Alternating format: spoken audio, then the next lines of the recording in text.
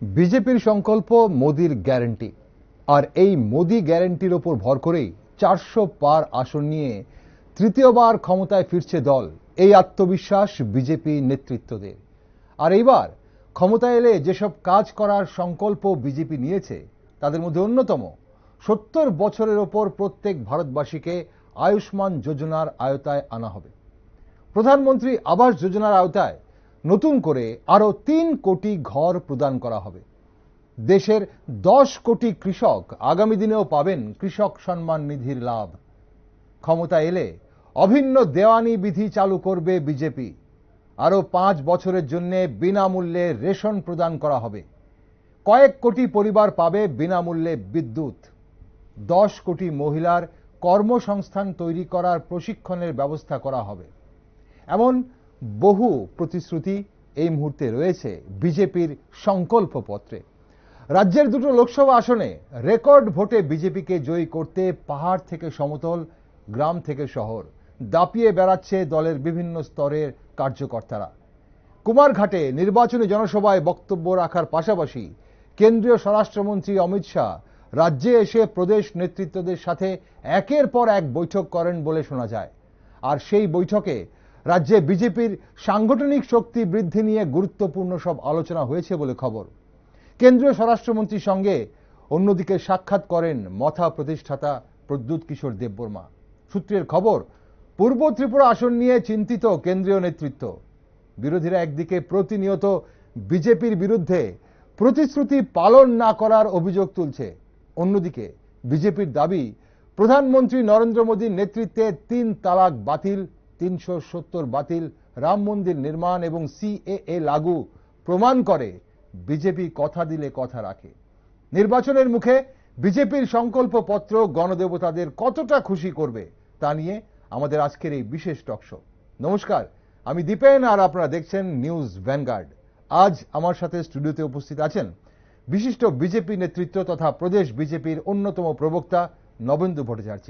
স্বাগত নবেন্দুবাবু আপনাকে। নবেন্দুবাবু, বিরোধীরা বলছে আপনাদের প্রতিশ্রুতির কোনো গুরুত্ব নেই, কারণ আপনারা প্রতিশ্রুতি রাখেন না, তাই আপনাদের সংকল্পপত্র কতটা প্রভাবিত করবে এবার 2024 লোকসভা নির্বাচনের আগে দেশবাসীকে? দেখুন, আপনি শুরুতে যেই বিষয়গুলি বলছিলেন, মানে যেগুলি আমাদের প্রতিশ্রুতির কথা আপনি বলছিলেন, সেগুলি হচ্ছে কয়েকটা বিচ্ছিন্ন বিষয়। এই প্রতিশ্রুতি প্রদান, এটা একটা স্পিরিট আছে। এই যে আমাদের সংকল্পপত্রের মধ্যে একটা স্পিরিট আছে। আচ্ছা, সেই স্পিরিটটা বুঝতে হবে সেটা কোথা থেকে। সেই স্পিরিটটা আমাদের 14তে যে আমাদের সরকার যখন এসছে তার আগে আমাদের যে প্রতিশ্রুতি ছিল, সেখানে সংকল্পপত্র যেটা ছিল সেটা মোটামুটি ভাবে এই যে যারা তৈরি করেছিলেন সেই কমিটির চেয়ারম্যান ছিলেন আমাদের মুরলী মনোহর যোশী। সেই ধারা অক্ষুণ্ণ রেখে 19-এ আবার আরেকটা হয়েছে, স্পিরিটটা সেই একই আছে। আচ্ছা, এবং এখনো তাই। প্রতিশ্রুতিগুলি পূরণ হয়েছে বলেই, মানুষ মনে করে বলেই ক্রমাগত আসন সংখ্যা বৃদ্ধি পেয়েছে। এটা এক। দ্বিতীয়ত, যারা সমালোচনা করছেন তারাও জানেন প্রতিশ্রুতি পূরণ হয়েছে, প্রতিশ্রুতি পূরণ করা হচ্ছে। কিছু আছে স্বল্প মেয়াদী, এখনই করা যাবে, কিছু দীর্ঘমেয়াদী, কিছু বিষয় আছে যেগুলি একটা দীর্ঘ সময়ের প্রয়োজন। দীর্ঘ সময়কে লক্ষ্য রেখে আমরা কাজগুলি করি। তারাও জানেন সেগুলি, তারাও করেন।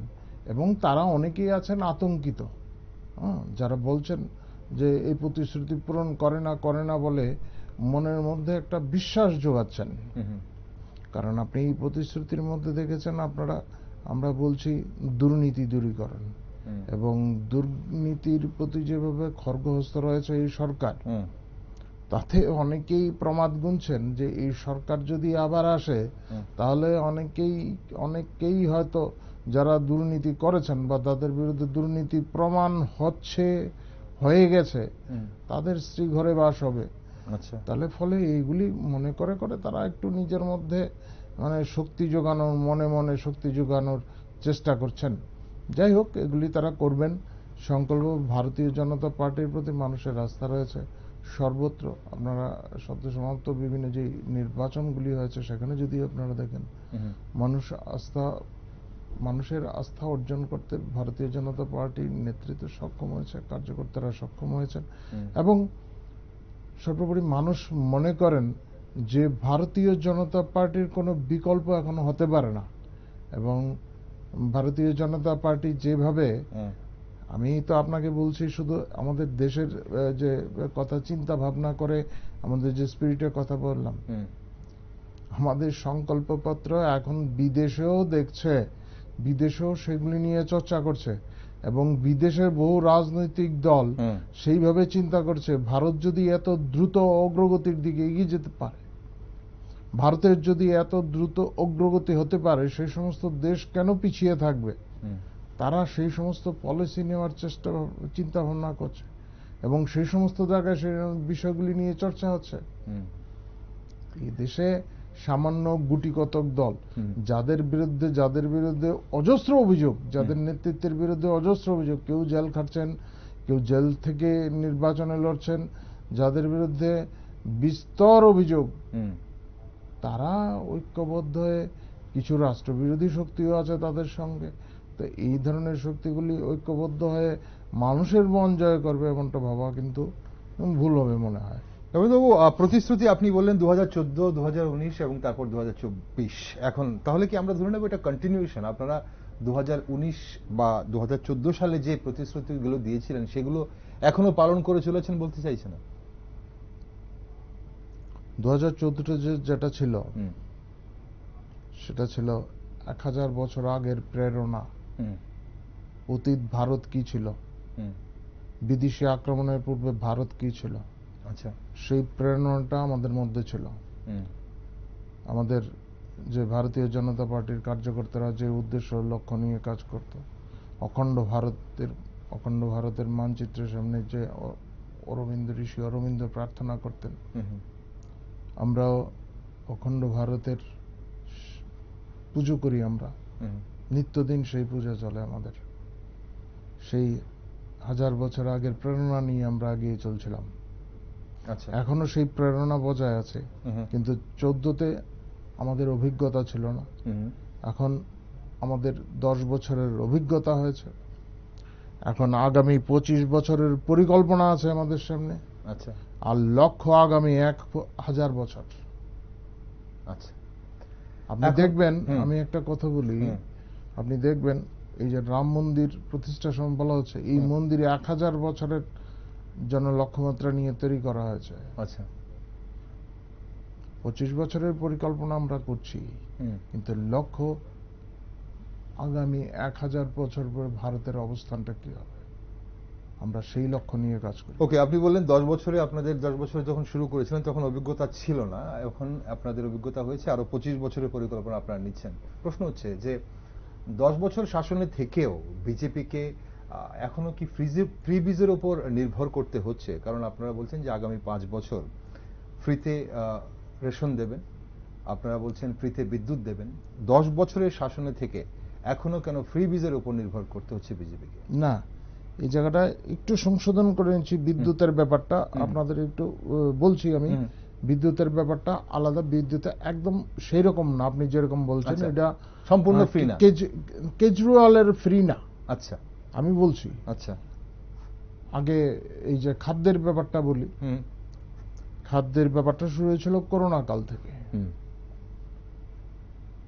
ভারত এখন খাদ্যে নিঃস্বয়ম্ভর।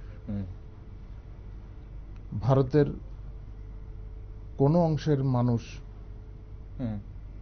না খেয়ে থাকবে এটা হতে পারে না। আমাদের সরকার যখন এসেছিল তখন আমরা গরিবী দূরীকরণের কথা বলেছি, কিন্তু আপনি যদি ভারতের প্রথম নির্বাচনের কথা, স্বাধীনোত্তর ভারতের প্রথম নির্বাচনের কথা দেখেন, তখনও তো আমাদের রাষ্ট্রনায়করা সেই কথাই বলেছিলেন। ইন্দিরা গান্ধীও সেই কথাই বলেছিলেন, গরিবী দূরীকরণ। বাস্তবে কিচ্ছু হয়নি, গরিবী দূরীকরণ হয়নি, গরিবের সংখ্যা বৃদ্ধি পেয়েছে। সিপিএমও সেই কথাই বলতো আগে, এখন বলে না। তো গরিব বেড়েছে। প্রথম ভারতীয় জনতা পার্টির সরকার অটল বিহারী বাজপেয়ীজির নেতৃত্বে যখন ক্ষমতায় এলো, তখন এর উপর নিয়ন্ত্রণ আনার চেষ্টা হয়। কিন্তু এই সরকার 5 বছরের পরে আর টিকে থাকেনি। নরেন্দ্র মোদীজির নেতৃত্বে সরকার আসার পর এর উপর আবার কার্যকরী পদক্ষেপ নেওয়া শুরু হয়, এবং এই সময়কালের মধ্যে এই গত 10 বছরে 25 কোটি মানুষ গরিবী সীমার উপরে চলে গেছে। এখন অতি গরিবী 1%-এরও নিচে, 0.09 সামথিং। সেটা আমার তথ্য না, আমাদের সরকারের তথ্য না, সেটা হচ্ছে ওয়ার্ল্ড ওয়াইড যে সমস্ত সার্ভেগুলি হয় তাদের সার্ভের রিপোর্ট, সেগুলি আছে। তো ভারতের দেশ বাড়ছে। পাশাপাশি এখন যেটা বলা হচ্ছে, এই যে অন্নদান, এখন শুধু মানুষের খাওয়াটা দেওয়া শুধু নয়, তার পুষ্টি এবং মানে এই মানে আত্মিক তুষ্টি, এই যে খাবার নেওয়ার পর আত্মিক তুষ্টি, সেই ক্ষমতা ভারতের আছে যে মানুষ যারা এই সীমার উপরে উঠে আসতে পারেনি তাদের এই সমস্ত বিষয়গুলি বরাদ্দ করার ক্ষমতা রাষ্ট্রের রয়েছে, এবং রাষ্ট্র সক্ষম সেই সমস্ত তাদের আপলিফটমেন্টের জন্য সেই কাজগুলি করা দরকার, যেটা এই 10 বছর আগে যে সরকারগুলি ছিল তারা সেই কাজগুলি করতে পারত, তারা সেই কাজগুলি করেনি, বা তাদের কর্মক্ষমতা ছিল না, তাদের সেই রকম মেধা ছিল না, কিংবা তাদের সেই প্রচেষ্টাটাও ছিল না বলা যায়।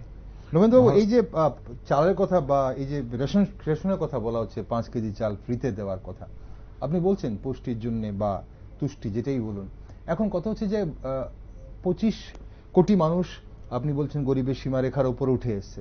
এখন বিরোধীরা বলছে যে 80 কোটি মানুষকে আপনারা ফ্রিতে চাল দিচ্ছেন, তাই তো সংখ্যাটা তাই হবে 80 কোটি মানুষ। এবং 80 কোটি যদি হয়ে থাকে তাহলে এটা ধরে নেওয়া যায়, বিরোধীরা বলছে যে 80 কোটি মানুষের চাল কিনে খাওয়ার মতো ক্ষমতা নেই, তার জন্য সরকারকে ফ্রিতে চাল দিতে হচ্ছে।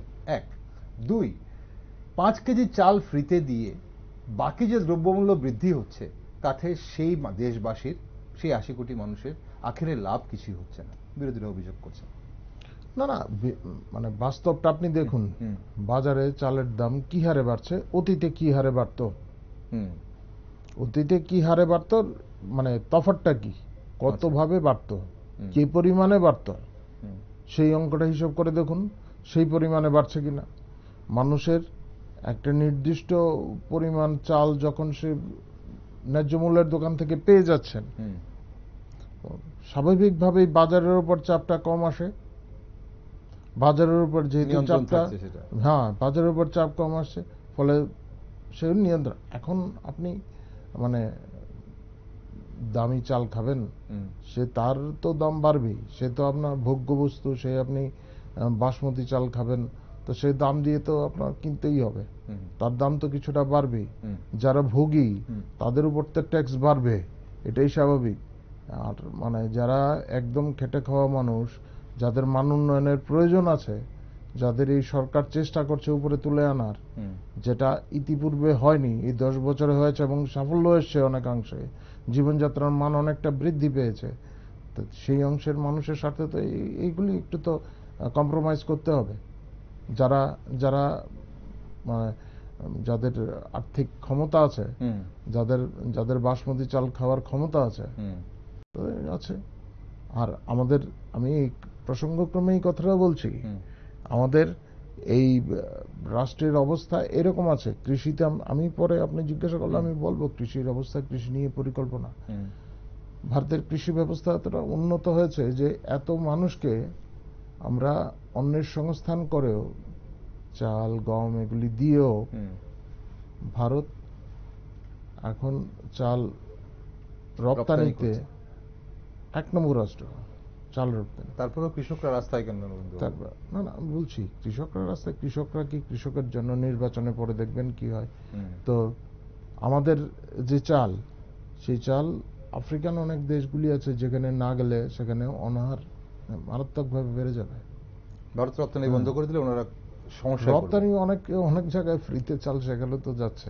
আচ্ছা, হ্যাঁ, সেই সমস্ত জায়গায় তো যাচ্ছে, সেগুলো প্রসঙ্গ বিদেশে যাচ্ছে না, যেখানে প্রয়োজন প্রয়োজন, দুর্যোগ চলছে সেই সমস্ত জায়গায়। আচ্ছা, সাহায্য রপ্তানিতে তো হচ্ছেই, সাহায্য রূপে যাচ্ছে। এখন কথা হচ্ছে যে বিভিন্ন কৃষকের কথা বলছিলেন, বলুন। কৃষক আন্দোলন চলছে, সেটা তো খুব পলিটিক্যালাইজড। কারা করছে সেই আন্দোলন, প্রকৃত কৃষকরা করছে কিনা, সেখানে কৃষকের নমুনা দেখুন এই রাজ্যেই যারা তাদের প্রতিনিধিত্ব করছেন দেখতে পারবেন কারা কৃষক। এখানে এই আপনার এই স্টুডিওর বাইরে কোথায় জমা হয়েছিলেন যে কৃষকের নমুনা, যারা কোনোদিন নাঙল ধরেননি, যারা সর্বহারার কথা বলে সর্বহরার রূপ নিয়েছেন, ভুঁড়ি বড়, তারা কৃষকের দরদ নিয়ে কথা বলছেন।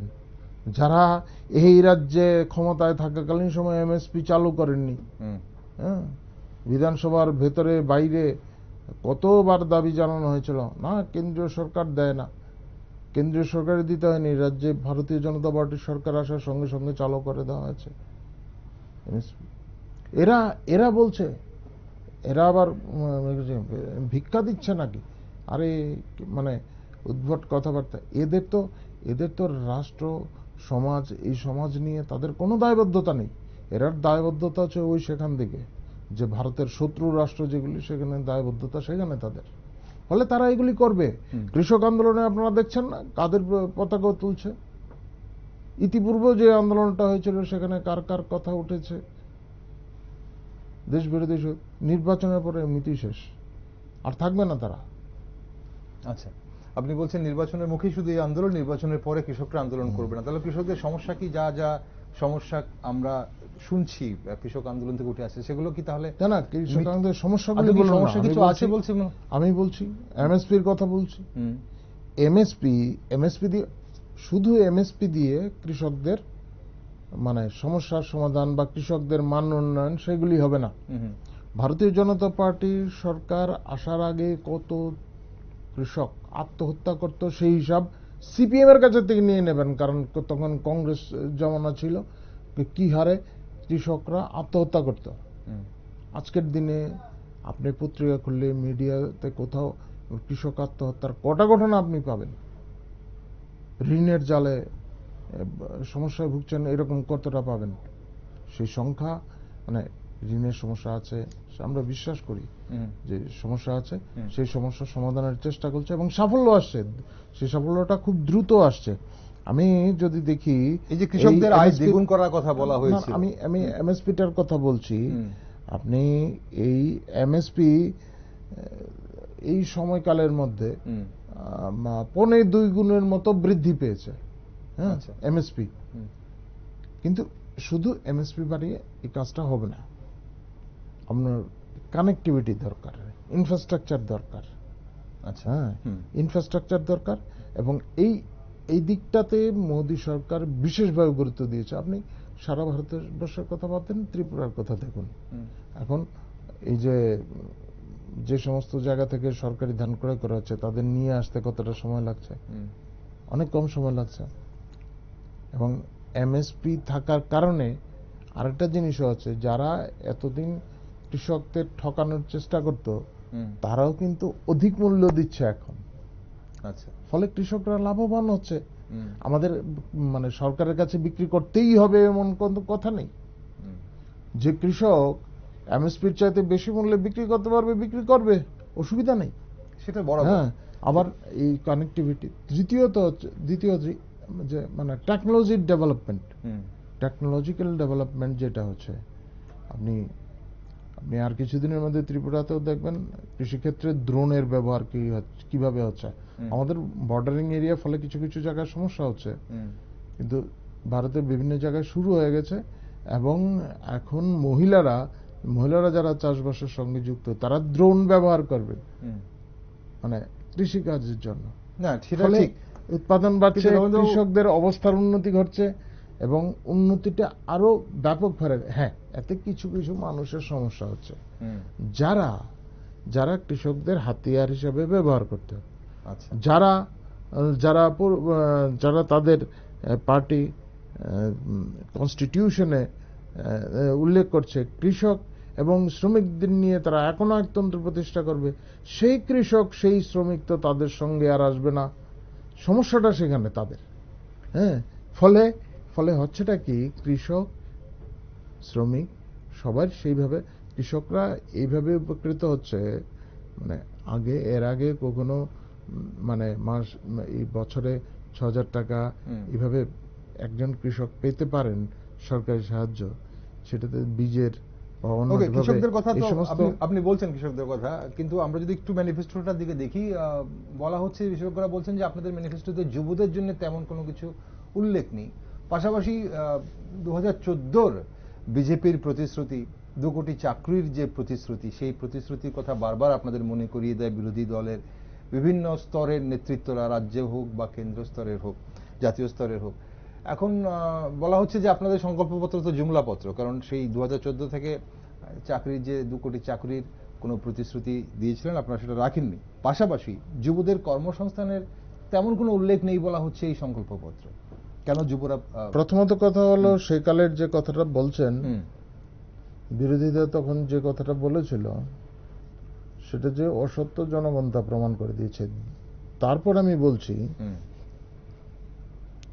বিরোধীদের সমস্ত বক্তব্যগুলি অসার।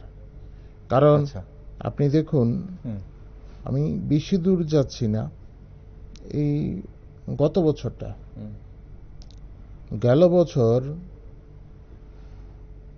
সারা দেশে প্রতি মাসে 12 লক্ষ করে চাকরি হয়েছে। আচ্ছা, হিসাবটা মিলিয়ে দেখবেন। আমার কথা তো এখানে রেকর্ডই হচ্ছে, আপনারা সার্চ করে দেখুন। এটা ইপিএফও তে যেমন প্রভিডেন্ট ফান্ডের ব্যাপার আছে, সেখানে আপনারা দেখতে পারেন। এবং এই যে থাকে, এই যে আমাদের বীমা হয়, কর্মচারীদের যে সমস্ত বীমাগুলি হয়, সেই বীমাগুলির ক্ষেত্রে যারা নিরীক্ষণ করেন এই বিষয়গুলি, তাদের সাইটে যান, সেগুলি থেকে আপনারা মিলিয়ে নেবেন। আচ্ছা, হ্যাঁ, ফলে ঢাক ঢোল বাজিয়ে একেবারে চাকরি দিতে হবে, এত সঙ্গে চাকরি দেব, ক্ষমতা এলে এত চাকরি দেব, যারা ঘোষণা দিয়ে করেছে বিভিন্ন সময়, বা আজকের দিনে যারা ঘোষণা দিচ্ছে, তাদের তো অনেকের জেলে যেতে হচ্ছে, অনেকের ডাক পড়ছে ইনকোয়ারির জন্য। তারা চাকরির বদলে জমি নিয়েছে বলে তাদের এখন জেল খাটতে হবে পুনরায়। আচ্ছা, যারা এই কথাগুলি বলছে, হ্যাঁ, 30 লক্ষ চাকরি, এখানে সিপিএম এর সঙ্গে জোট আছে সেই রাজ্যে, বিহারে, ওই হরিকেন পার্টি, তাদের আরজেডি সেই সময় রেলে চাকরি দিয়েছিল, সেই চাকরির বদলে জমি নিয়ে নিয়েছে, তাদের পার্টির জন্য নয়, ব্যক্তিগতভাবে পেতে, সেই পরিবারের জন্য লজ্জা দেবে। তো সেই জন্য জিজ্ঞাসাবাদ চলছে, ও চিরেই তাদের শিকড়ে ঢুকবে। তো আমাদের কোনো কোথাও এই ধরনের দৃষ্টান্ত আপনি খুঁজে পাবেন না, কোথাও এই ধরনের দৃষ্টান্ত খুঁজে পাবেন না। এবং আমরা এই চাকরি দেওয়া তো জারি আছেই, পাশাপাশি আমরা বলছি শুধু সরকারি চাকরি দিয়ে, এগুলির কথা আমরা বারবার বলি, শুধু সরকারি চাকরি দিয়ে দেশের অগ্রগতি হবে না।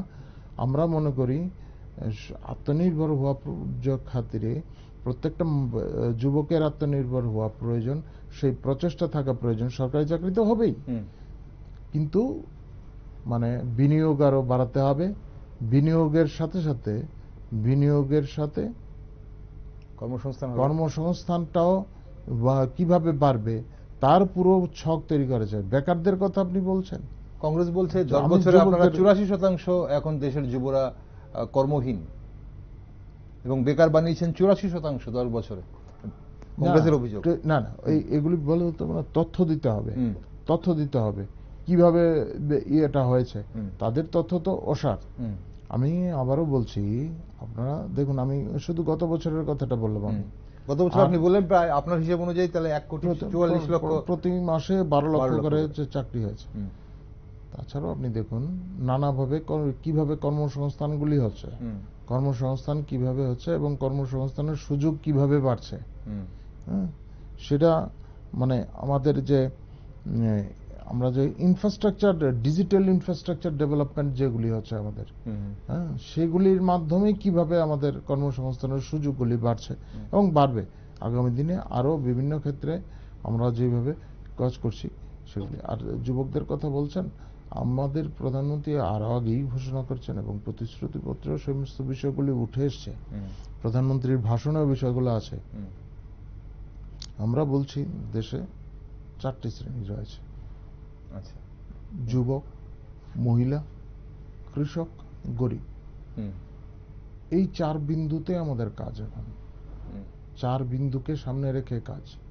এখন এই 4 বিন্দুকে সামনে রেখে কাজ নিলে যুবকরা কোথায়, যুবক তারা বলার জন্য বলছে, দেখুন তারা বলার জন্য বলছে। এবং আমার মনে হয় না এই যে প্রতিশ্রুতিপত্র, সংকল্পপত্র আমাদের যেটা এসছে, সেই সংকল্পপত্র নিয়ে এখনো কংক্রিট ওয়েতে এর বিরোধিতা করে কেউ কিছু বলতে পারবেন, কারণ এর বিরোধিতা করে বলার খুব কষ্টকর, এবং এর বিরোধিতা করে বললে ভোট এমনিতেই কম পাবেন সবাই, ভোটে আরো মার পড়বে তাদের। তারা এই বিষয়গুলি বুঝছেন, এই জন্য ধীরে সুস্থিরে চলছে। আপনি যেটা বলছেন, আপনি যে 4টে পিলারের কথা বলছেন, অন্তর্বর্তীকালীন বাজেটেও বলা হয়েছে এই শ্রেণী, 4টে শ্রেণীর কথা বলছিলেন, গরিব, যুবক, কৃষক এবং মহিলা। এখন এখানে এই যে আপনাদের সংকল্পপত্রে, এবার 2024-এর সংকল্পপত্রে গরিবদের জীবনযাত্রার মান উন্নয়ন নিয়ে কোনো ধরনের উল্লেখ নেই। কি হলে গরিবদের জীবনযাত্রার মান সঠিকভাবে উন্নীত হবে সেটা মনে হয় বিরোধীরা করছেন। এখন আমার কাছে যে সংকল্পপত্র এসছে 75 পাতার, আপনি যদি একটু সেগুলি অনুধাবন করে দেখেন, আপনি দেখবেন গরিবদের কিভাবে উন্নয়ন করা যায় তার প্রত্যেকটা বিন্দু রয়েছে। শুধু গরিবদের অন্যের সংস্থান করে দিয়ে, বাসস্থানের সংস্থান করে দিয়ে তা নয়, স্বাস্থ্য সুরক্ষা থেকে শুরু করে, শুধু অন্য পেট ভরল তা না, তার পুষ্টি হলো কিনা সেটা সুরক্ষিত করে সেই ধরনের খাবার দেওয়া, পুষ্টিকর খাবার দেওয়া, এবং মানসিকভাবে এই খাবার গ্রহণের পর সে মানসিকভাবে সমৃদ্ধ হলেন কিনা, মানসিকভাবে তার মধ্যে সন্তুষ্টি এলো কিনা সেটাও দেখা হচ্ছে। এই খাবার সেইভাবে দেওয়ার চিন্তা ভাবনা হচ্ছে, সেই খাবার দেওয়ার প্রতিশ্রুতি দেওয়া হয়েছে আগামী দিনে। আমাদের গরিবদের নিয়ে তো একমাত্র ভারতীয় জনতা পার্টি চিন্তা করেছে, এবং চিন্তা যেটা করেছে তা নিয়ে পরিকল্পনা করেছে, এবং পরিকল্পনা বাস্তবায়ন করে দেখিয়েছে। এবং 10 বছরের এই যে আমাদের এক্সপিরিয়েন্স, 10 বছরের এক্সপিরিয়েন্স রয়েছে, আমি বললাম না, সে আমাদের হিসাব না, সেই আমাদের হিসাব না। 25 কোটি ভারতবাসী গরিব অংশের মানুষ দারিদ্র সীমার নিচে ছিলেন, তাদের উপরে তুলে আনা হয়েছে, তাদের এই সীমার বাইরে চলে গেছেন। এখন এটা বলেছেন আপনি নন্দু। এখানে আরেকটা বিষয় আপনাদের সংকল্পপত্র উঠে এসেছে যে রামায়ণ উৎসব পালন করা হবে বিশ্বব্যাপী। এখন কথা হচ্ছে যে 2024 লোকসভা নির্বাচনে রাম মন্দির তৈরির গুরুত্বটা ভোটারদের কাছে কতটা গুরুত্ব পাবে? রামায়ণ উৎসব পালন করা হবে বিশ্বব্যাপী, ধর্মীয় একটি ব্যাপার, ঠিক সংকল্পপত্রে এটা উল্লেখ করার অর্থ কি? আমাদের একটা কথা আছে, বিকাশ ভি বিরাসত ভি। আচ্ছা, বিরাসত মানে হচ্ছে আমাদের অতীত ঐতিহ্য, তাকে ভিত্তি করেই আমাদের অগ্রগতি। আপনি যে প্রশ্নটা করেছেন সেটা খুব সংক্ষেপে দিয়ে দেওয়া যাবে এমনটা নয়, সেটা নিয়ে একটা পুরোকাল চর্চা চলতে পারে। আচ্ছা, আর রামায়ণ সামান্য একটা সাহিত্য রচনা নয়। রামায়ণে ফুটিয়ে তোলা হয়েছে একজন ভারতীয় পুরুষের প্রকৃত আদর্শ কি হওয়া উচিত। শুধু রাম নন, রাম ছাড়াও এখানে প্রত্যেকটা চরিত্র আপনি যদি দেখুন, রাম এবং রামের সঙ্গে জুড়ে প্রত্যেকটা চরিত্র আপনি দেখুন, প্রত্যেকটা চরিত্র এক এক দিকে একজন আদর্শ। আপনি দেখুন, আমি একটু মানে যতটুকু সম্ভব আমি সংক্ষেপে বলার চেষ্টা করছি। তখন রাবণ কে ছিলেন? রাবণ তৎকালীন সময়ের সুপার পাওয়ার। তৎকালীন সময় সুপার পাওয়ার কি ছিল না ওনার কাছে? সমরাস্ত্র, আর্থিক সমৃদ্ধি, সোনার লঙ্কা, আর্থিকভাবে বলিয়ান, সবকিছু ছিল, বুদ্ধিমত্তা ছিল, বিদ্বান ছিলেন। এই সমস্ত দিক থেকে রাম কাছেদারও ছিলেন না। আচ্ছা, সমরাস্ত্র নেই, আর রিক্ত চরণে যুদ্ধ করতে গেছেন। রিক্ত চরণে খরমটাও তো যেটা ছিল সেটা ভরত নিয়ে গেছেন। রিক্ত চরণ, সঙ্গীকে বানর সেনা। হ্যাঁ, বুদ্ধিমত্তা রাবণের বেশি, শিক্ষা, আর যদি আপনি আধ্যাত্মিক চেতনা, সমৃদ্ধি, শিবের সঙ্গে সাক্ষাৎ হয়, জ্ঞান, আপনি শিব তাণ্ডব স্তোত্র কতটা ছন্দবদ্ধ ভাবে রচনা করেছেন এই রাবণ। আজকেও শিব মন্দিরে সেগুলি পাঠ হয়। কতটা গুণী লোক, কিন্তু এই সর্বশক্তির অধিকারী, তৎকালীন সময়ের সুপার পাওয়ার রাবণ রামচন্দ্রের কাছে হাঁটতে হলো। কারণটা কি? কারণটা ব্যাখ্যা করা হয়েছে রামায়ণে। আচ্ছা, ওকে, আমরা আমি বলছি কারণ আমাদের সংকল্পপত্র নিয়ে একটু কথা। আমি প্রথমেই বলেছি বিশ্লেষণ করতে গেলে বিস্তার একটা সময় লাগবে। এটাকে ভারতবর্ষের সামনে, সমগ্র বিশ্বের সামনে উপস্থাপন করতে হবে, এবং উপস্থাপন করার পরেই, এবং ইতিমধ্যেই এ নিয়ে নানা জায়গায় গবেষণা শুরু হয়েছে বিশ্বের বিভিন্ন স্থানে। আচ্ছা, এবং বিশ্বের বহু মানুষ মনে করেন সেই জন্যই ভারত পথ দেখাতে পারে সমগ্র বিশ্বকে। আচ্ছা, এবং প্রত্যেকটা জায়গায়, বিশ্বের বিভিন্ন জায়গায় আজকে সবচেয়ে বেশি রামায়ণ উৎসব কোথায় পালন করা হয়? ইন্দোনেশিয়াতে, যেখানে মুসলিম প্রধান দেশ, এবং কিন্তু তারা ভারতীয় ঐতিহ্যটাকে ধরে রেখেছে, এবং সেই দেশের উন্নতি হচ্ছে। এবং সমগ্র বিশ্বে সমস্ত বিষয়গুলি নিয়ে যাওয়া হবে, এবং দেখানো হবে তোমার মরালটা কি থাকা উচিত, মানুষের আদর্শ কি হওয়া উচিত। হ্যাঁ, আপনার যে স্থিতিশীল উন্নয়ন আমরা যেটা বলছি, মানুষের আর মানব জাতির সুস্থ অগ্রগতি কিভাবে হবে, সেটা রামায়ণ দেখাচ্ছে।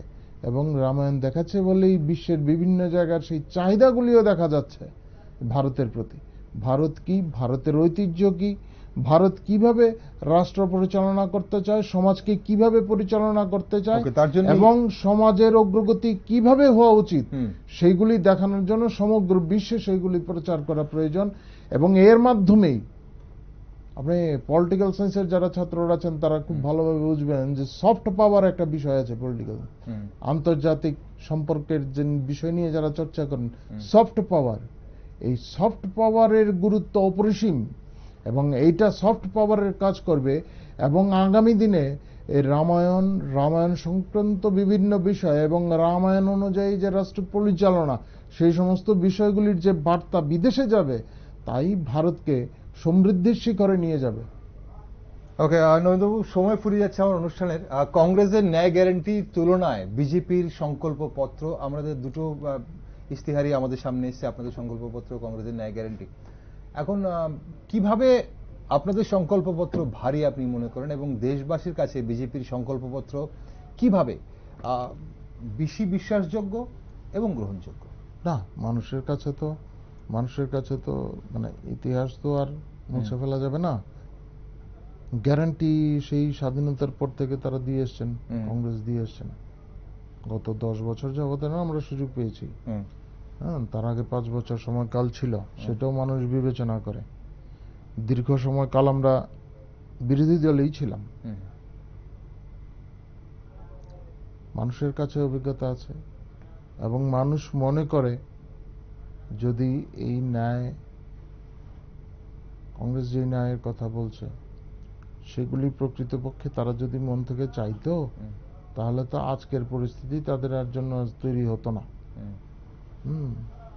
যে সমস্ত জায়গায় আমাদের একজন বিধায়কও ছিল না, যে সমস্ত জায়গায় একজন বিধায়কও ছিল না, সেই সমস্ত জায়গায় কংগ্রেসের এখন মানে প্রার্থী খুঁজে পাওয়া কঠিন হয়ে গেছে। উত্তরপ্রদেশ দেখছেন আপনারা, মানুষকে বোকা বানানো, মানে একটা সামান্য সময় ধরে আপনারা বোকা বানিয়েছেন, ঠিক আছে, বেশি সময় ধরে বাঁচানো সম্ভব না।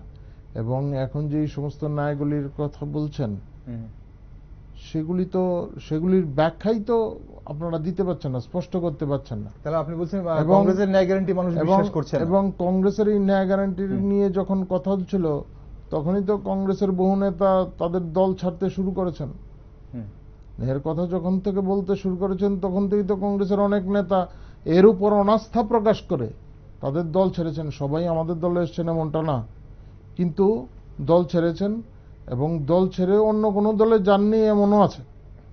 ওকে নবীনবাবু, আমার অনুষ্ঠানের সময় ফুরিয়ে গেছে। অসংখ্য ধন্যবাদ আপনাকে। আজ আমরা অবশ্যই আরো সময় পেলে বিস্তারিত আলোচনা করা যেত আপনাদের সংকল্পপত্র নিয়ে। তবে নিউজ ভ্যানগার্ড আরো বিস্তারিত আমরাও এই যে আপনি যেটা বললেন যে এই 75-76 পাতার সংকল্পপত্র আমরা নিশ্চয়ই পড়বো এবং খুঁটিনাটি সবকিছু দর্শক বন্ধুদের সামনে তুলে ধরব।